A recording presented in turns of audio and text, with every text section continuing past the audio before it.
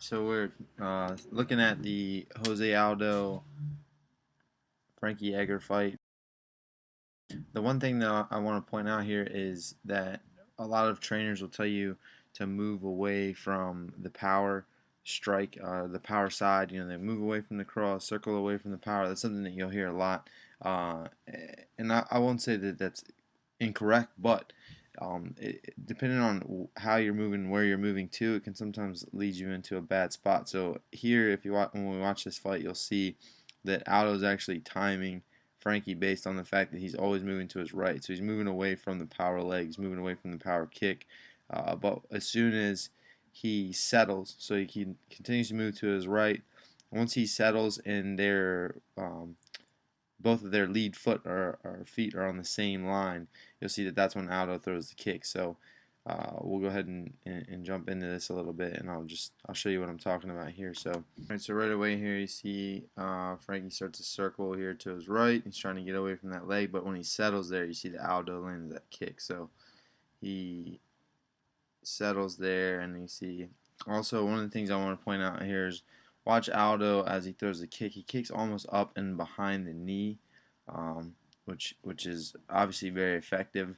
Also, I like to point out that he finishes with a strike with his hands at the end, which is something I like to point out to you guys a lot also. It's a good way to finish. The one thing I do want to also point out, though, is that he does lack a little bit of, well, a lot of rotation in his upper body with the kick, which, obviously it's working for him because of the timing, and he's waiting for Frankie to be in the wrong spot when he throws it. But you'll also see here that when Frankie decides to stay a little bit more square, the kick doesn't have as much of effect, and by not rotating, Frankie's able to land that counter cross. So going back through, you'll see it comes up underneath the leg. You see the chop a little bit more there. That's part of the reason why he's falling off balance. And then here you see how he can completely sweep the leg out.